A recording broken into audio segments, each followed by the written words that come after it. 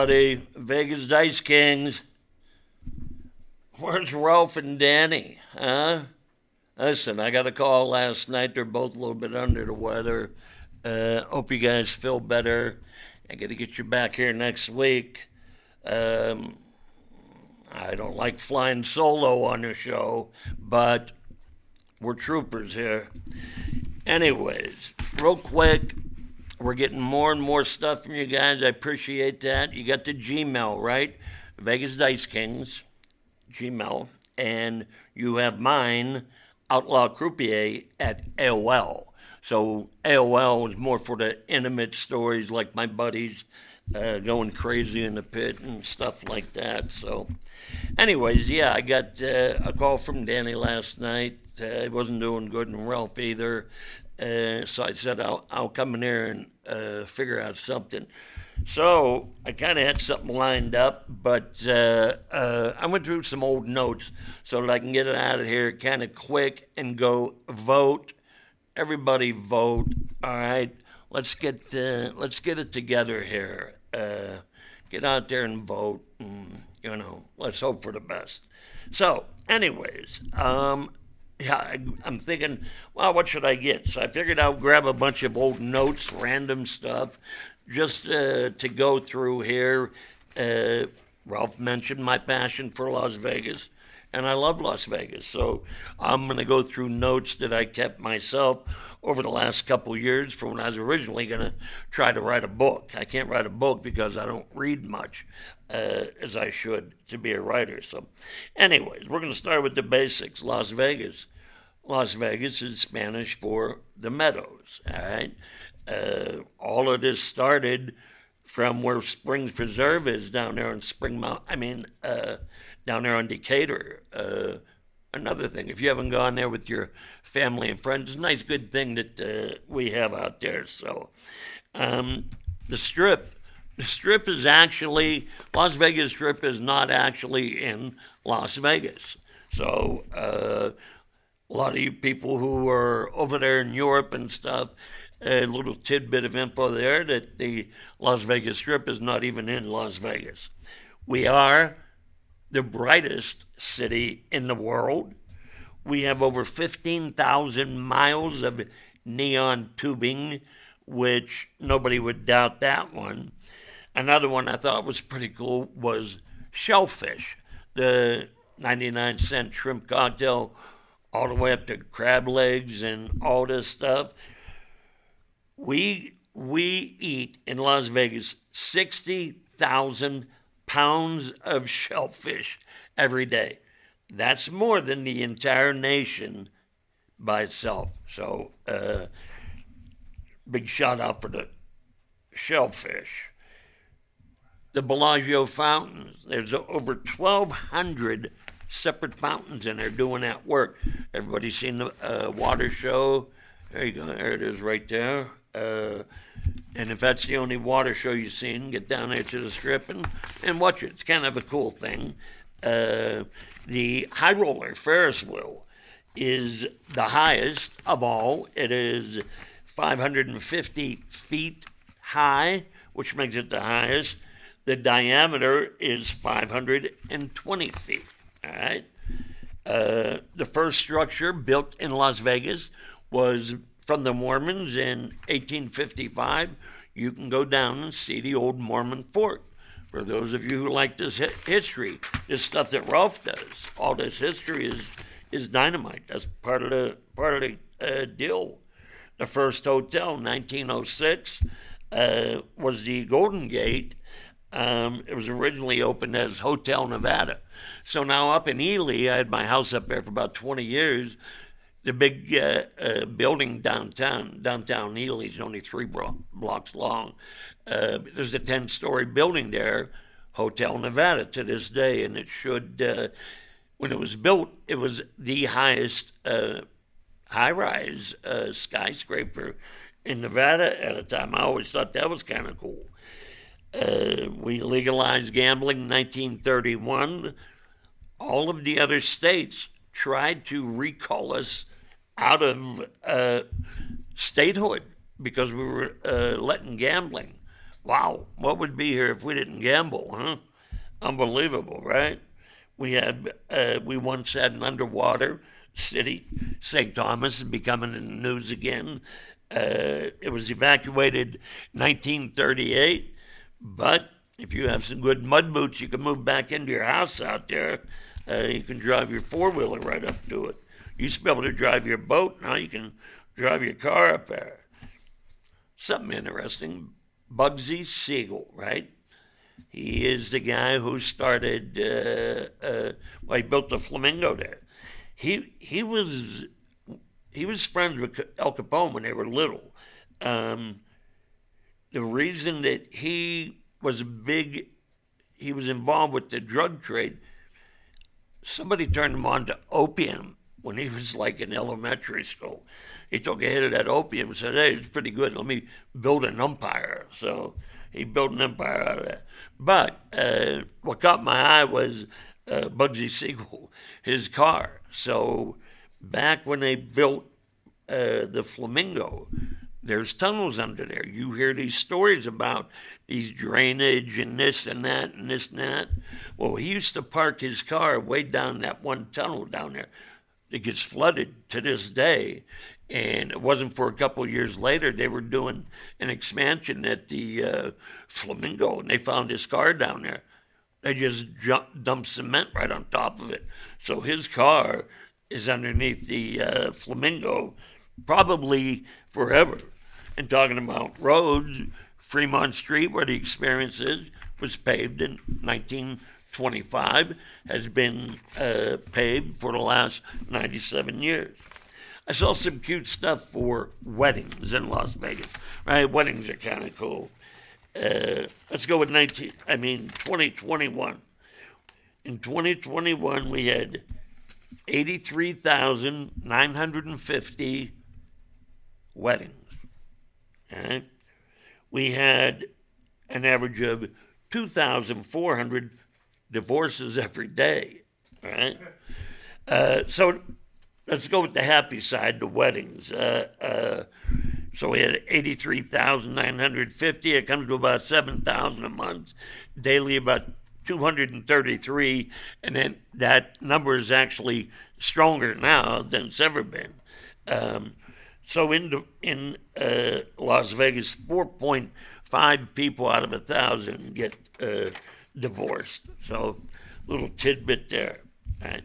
Here's why to get married in Las Vegas. All right, you can have a luxury wedding at a budget. If you do it right, you can do it. It's not just a wedding; it's a vacation built in. Your honeymoon, you're there, kiss the bride, boom, you're on your honeymoon. Low cost, fees, it's cheap here. Las Vegas is cheap. A lot of us complain, locals, parking, this and that. True of everybody. I mean, in our country, if there's ever been a time, price gouging and stuff, but I'm not going to get into politics. I'm just saying. All right. So, on the average, the Marriage Bureau does 365 certificates a day. All right. All these chapels and stuff, they give you all-inclusive packages and pick where you want to go, this and that. I put in there when you get married, the photo ops for you and your new bride. There's a million of them. So when Doreen and I got married, we had the flying Elvises at the wedding. We had a singer, comedian stuff, but since it was so hectic, we had so many people. We went out a couple of days later, did a dynamite photo in front of Caesar's Palace fountain. You were able to drive in and out of there back then, 93. We did one in front of the Mirage while the volcano was going off. So those are things that you only get in Las Vegas. And we have a rich history, and we have some super memories for yourself doing it in Las Vegas. So, let's see what other notes I got here. Oh, okay, tourism, all right? 32 million people a year. The most visited tourist attraction, Las Vegas Strip, most visited tourist attraction in the world. Okay, in Las Vegas, 15 of the biggest 25 hotels in the world, 15 are in Las Vegas. McCarran Airport, which is Harry Reid Airport now. So they switched the name because of all the stuff going on. But cars, oh, we have cars. So I just got back. I was down San Diego with Philip for a couple of days when I rode back, and I happened to remember this one number I had. Every day from California, we average 44,700 cars a day average coming from California. And I'll tell you what, if you're dumb enough to drive up here on a Friday or drive down to LA on a Sunday, you better have 10 to 12 hours. Seriously, I haven't. People have 50 miles. Stop, go, 12-hour, many people taking 12-hour trips to get home. The Luxor, this Sphinx at the Luxor, is actually bigger than the real Sphinx, right? Usually they're scale, but our Sphinx is actually bigger. The MGM, the big bronze lion out front, is the biggest bronze sculpture in the world. All right, so total rooms in Las Vegas. We have 151,000 rooms for you. Our average occupancy, which is dynamite, 88.9. So we're filling them up pretty good. I got the top 10 hotels with their room capacity. All right, see if you can guess that, Eddie. So, Mandalay Bay is number 11, 3,209. Flamingo, number 2, which surprised me. I updated these two.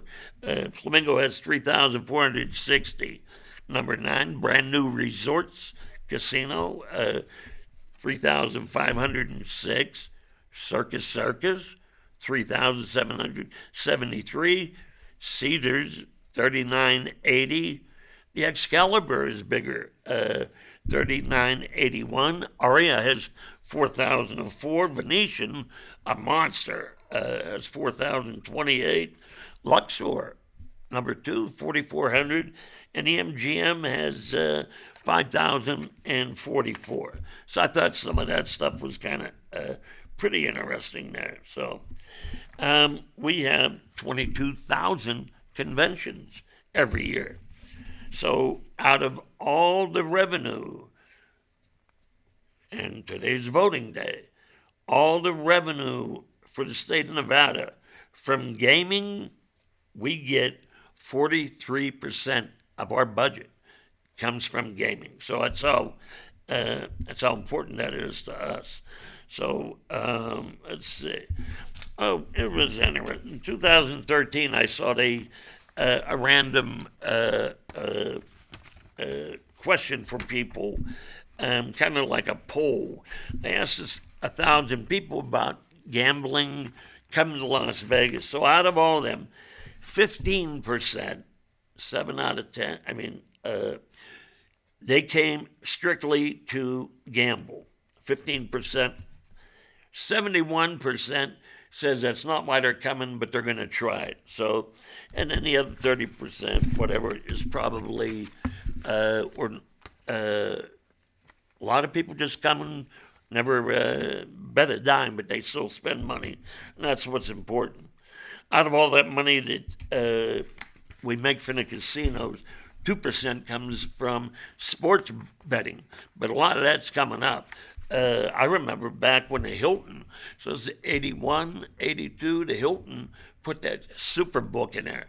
There was never anything like it. It had them big giant screens. To this day, it's still a dynamite sports book. But now, casinos are being built around the sports. And a good example is Circa downtown. The entire roof is, I think it's like 5 swimming pools with big giant screens to watch the games and stuff. So sports betting has become big. South Point, you got Dave Jensen out there running the show. They make a lot of money on sports betting. So, and now you're allowed to do a lot more in Las Vegas with it. I mean, you don't even have to go anywhere. You use your phone and do stuff. So I just thought that was kind of interesting. The biggest win on slot machines so far is that one at the Excalibur. That kid got $39 million out of a slot machine. But the biggest moneymaker slot, penny slots. The 1 cent machine, they make a ton of money. They take them. Oh yeah, this kid here who won the $39 million. When he hit it, his odds were 1 in 16.7 million. So, and he got 39. So that makes it kind of pretty cool. And then the gambling capital of the world.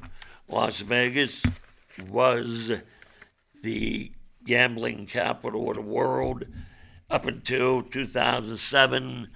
That's when Macau took over. And those of us who've been in the business a long time, the Asian gamblers were essential to the town. I think that's a big part of why there's no big baccarat tables anymore. I couldn't believe that. I went to the Bellagio and usually go in the back there, and that was the first time I said, where's all the big bunk? We don't have it no more. And I was going over to Caesars to see some people in their salon there. When I got there, Johnny, we don't have big game no more. So anyways, those of you who know a little bit about baccarat, and Ralph and Danny and I have talked, a lot of people were inhibited about going into these high-limit salons just because of the tuxedo, the game. It looks, intimidating, like I said. And what's crazy about it, baccarat is a coin flip. That's all it is. You can go out back and flip quarters, and it's going to be the same thing as a $100,000 baccarat bet, which is kind of crazy, which is another dynamite thing for Las Vegas, how we were able to do that, right? So, themed motels, right? That started in 1989 with the Mirage. The Mirage was the first big one. That was the first time we did play days, which we had a blast doing. Is when they let the employees come in for 2 days, just go in and do whatever. It was dynamite. And since then, so we now have the Mirage, which is a Mirage theme. You got the volcano out front, I mentioned. But we have a casino like Rome. We have a casino like Egypt. We have a casino like Paris. We have a casino like New York City.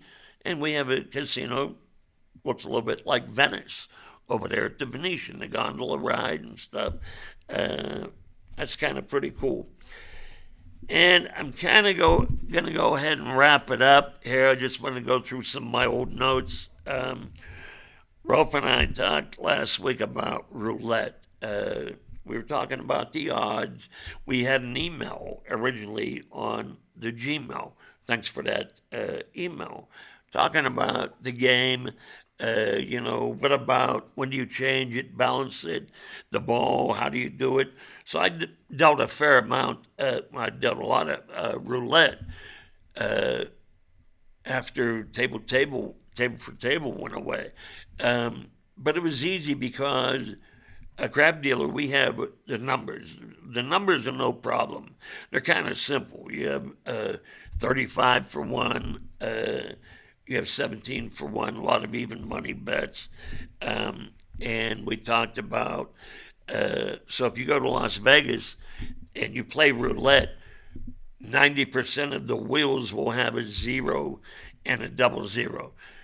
the game originated with just 1 0. That's French roulette. So the odds are a little bit better adding that 00. So I did a little bit of homework into it, and there was actually a roulette wheel called something about America, the Eagle, or something, but that led the way to a 00. They were just trying to find ways to get a little bit better odds. So, one thing I wanted to mention, and I meant to mention last time to Ralph, that if you add up all the numbers on a roulette wheel, you have, I'll give you a hint. It's either called the Devil's Game or the numbers of the beast. If you add the roulette wheel numbers up, 666. So I learned that a long time ago. I forgot all about it. So, anyways, oh yeah, kind of cool. Buried life. You got all these social media influencers and stuff. There's these one guy called Buried Life, and what they're doing is these dynamite things on a bucket list. Anyways, one was make a big bet on roulette, and these kids made a one-time bet, odd. You bet odd or even, black, red, whatever. They made a bet on odd and win 250,000. So it brought a lot of attention to a lot of people because the Golden Gate probably would have been one of the last spots that you would expect them to take a hit like that, if a possible, well, it turned out to be a hit, and we knew Golden Gate as downtown. As going back to shellfish, it's 99-cent shrimp that brought millions and millions of people in. Just they were little tiny ones, but they were good. You get a big cup full of them. So some other notes I have. Up in Carson City, there was a prison that had a casino in it, and the inmates were able to gamble. This lasted for about 35 years. And then I think 1932 to 1967, the inmates were able to go in and gamble. I thought that was pretty cool. I had never heard that one. I thought that was kind of cool. Ralph, we talked about Monte Carlo. People who live in Monte Carlo, residents of Monte Carlo, you're not allowed to gamble. I didn't know that either. The first slot machine,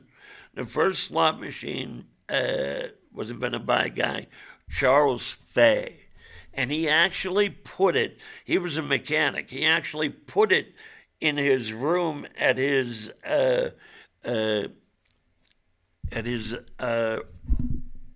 garage, whatever you want to call it, in a little waiting room while you're playing waiting for your car.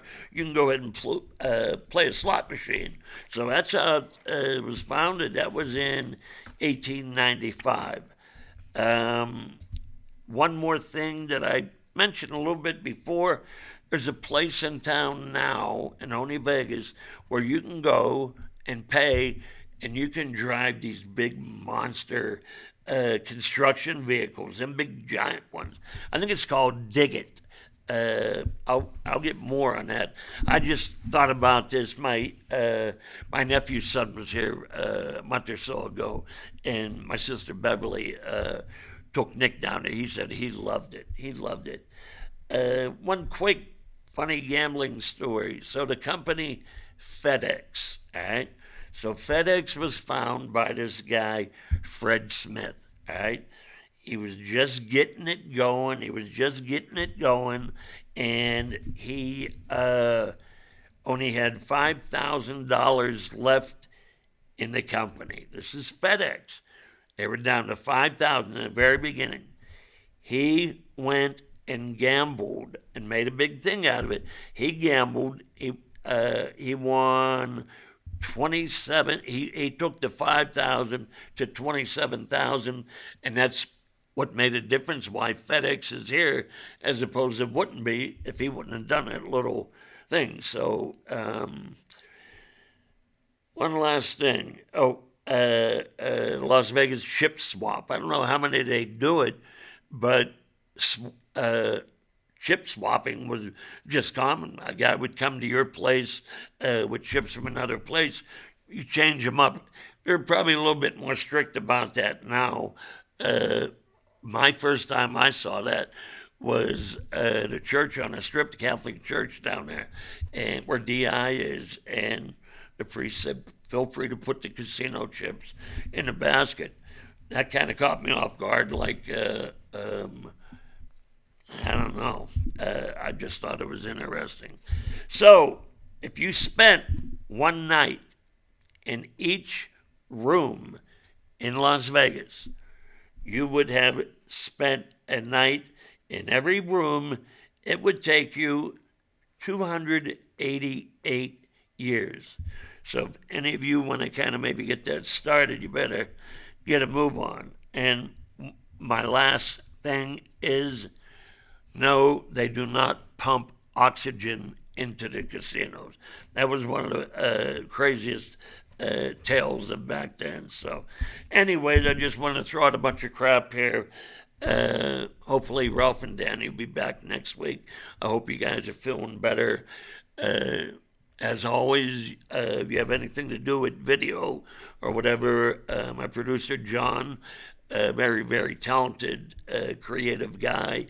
We have a lot of shows on our station here, so feel free to get involved. Anyways, I'm going to cut it off for right now. We will see you next week. From behalf of Danny, Ralph, Johnny Law, have a great week. We'll see you next week. Vegas Dice Games.